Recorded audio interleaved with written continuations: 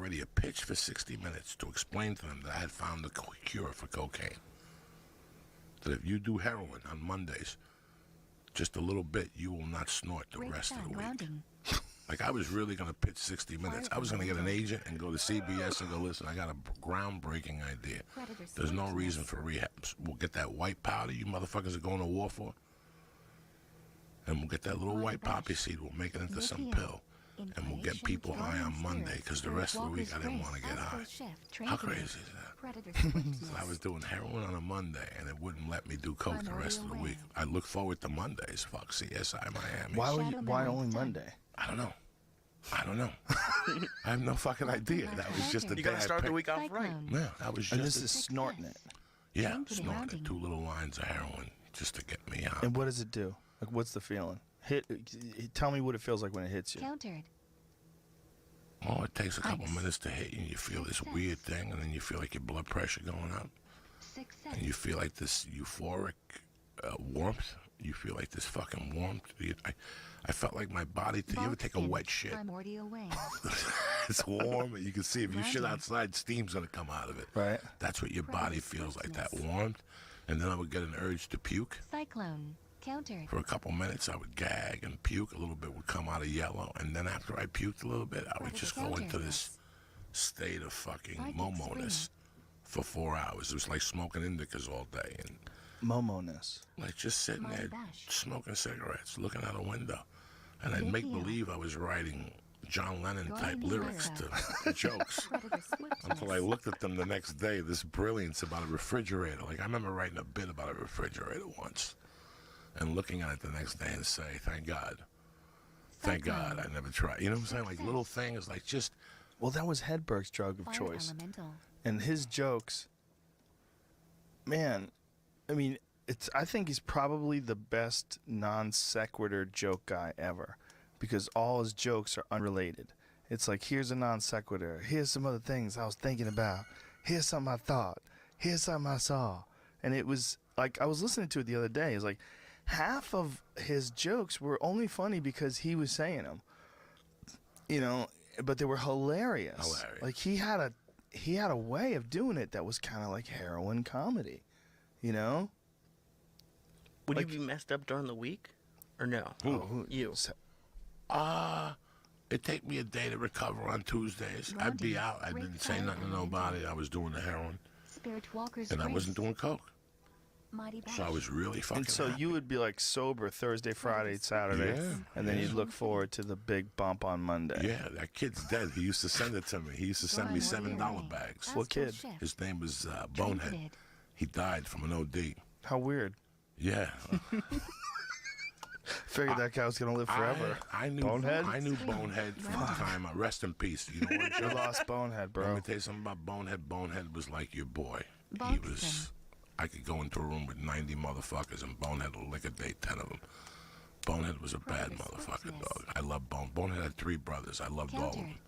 But Bonehead was, and 2 of the brothers were very successful. And believe it or not, Bonehead was successful. As a plumber, he had his own company. He only went out crazy at night, Bonehead. Bonehead, when I was 17, would take me to McSorley's Ale House in New York City. No ID. He'd call the bartender over and give him 3 mugs of beer, give him 3 mugs of beer, and give him a bowl of chili. And Mughead would take $10 from the both of us, and he'd go to Washington Square Park, and he'd come back and he'd give me 8 Valiums.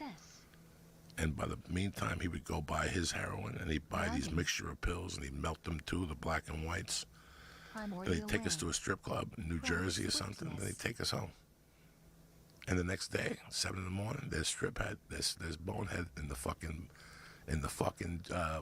plumbing van up in Dandy. He was a functioning addict. He wasn't like your regular. There's a lot of those guys out there. And he had a chick that was a 13. Really? She was half Asian, half Irish. Good Lord. And they used to do heroin together, and they'd pass out in the living room, and they'd fuck, and they'd both go to sleep. And then I'd be in the bedroom, because I just moved in with Bonehead's family. Okay, they were Italian, bro. They were real fucking Italians. And the mother was the first person who ever made me an egg cream. Grounding. She was a little Irish chick, and she used to say the word Earl.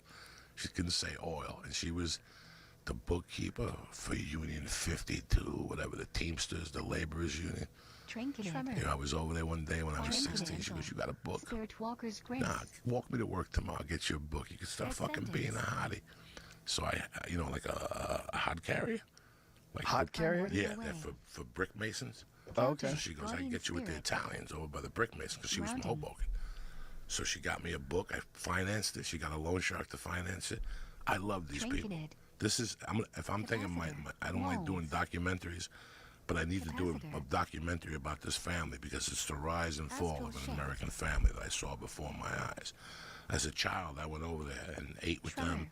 You know, I hung out with all three brothers, by the way. Countered. Like, I wasn't just friends with Bonehead. I hung out with Chrissy Fish, Yes.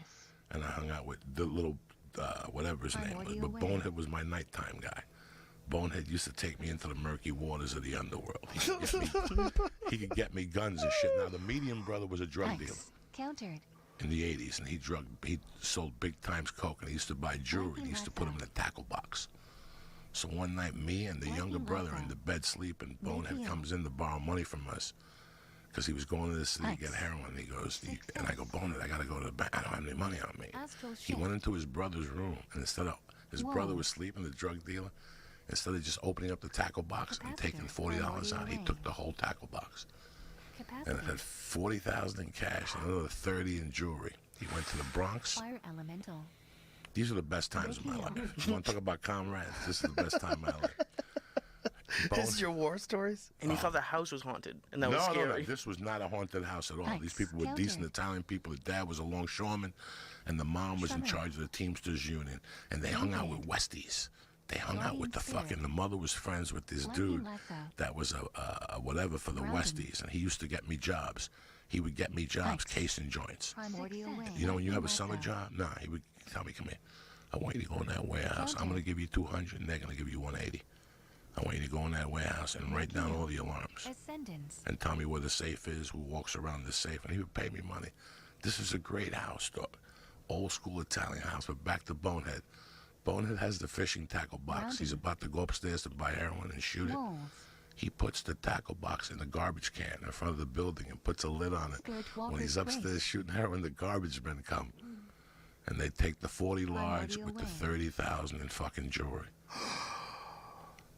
Do you understand me? I mean, this was nonstop. Another night, Bonehead came home high on heroin, and he decided to make French fries. So he put the pot out. Remember remember in the 80s, they had those pots you could bring it home with the hot oil, and they would boil, and you could throw French fries. America went crazy over them. I forgot what they were. Crazy. Everybody was French making- fry machines. Everybody was making onion rings and shit. Well, he did heroin and knotted up. Left And that the thing fu- running. and the thing went on fire. We're course all, it did. we're all in the fucking house. Oh, Jesus. All right, I wake It's up. oil. I wake up to ba-boom and alarms, and all of a sudden Kurt's waking me up, and we go out of the house, and the father's outside, and the grandmother, and the fire department crawls on top of the roof, Joe, and they're hitting the fucking roof to let the smoke out, and fire trucks are coming from the side laying water, and they got the sirens. In the middle of all this, it's 8 in the morning, and we all look around and go, "Oh my God, Emil's still in the house. Bonehead was still in the house on fire." Elemental. Bro, they turn the fire off, they go in. He's Guardian still with his Spirit feet up, Walker's Grace. with his hands crossed, Psychic Just primordial heroin out of his mind. watching TV like that happened. He slept through the fire? Oh my God, everything. When they woke him up, he goes, "Are my fries ready?"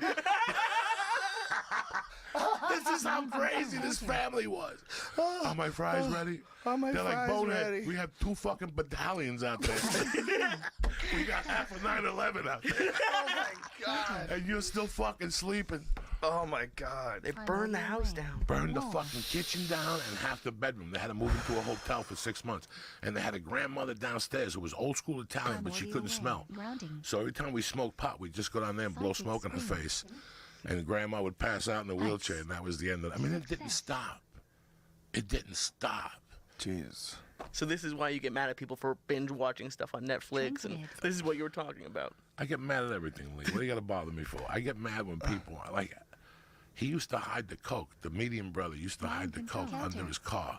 And I'd be walking down the hill, and I could see a little container under there. He didn't even have a Maserati. What's the other Italian car? Fiat? This is how much of a guineas these motherfuckers were. primordial What's the way. other Italian car? Well, it's Guardian Fiat, spirit. like you said. The Avanti. Elemental. Avanti. Hex. Oh, okay, I remember those. Remember that piece of Yeah, shit? That was a piece of Lightning shit. Those are Shadow. pieces of shit. Can you show me a piece of car with I Avanti? don't trust anything Italian. Hex. Oh my God, Hunter. that was he tried to sell it to me once. It was like it's worth 20. I'll give it to you for $2,000. Yeah, I drive it down the corner, it blows up.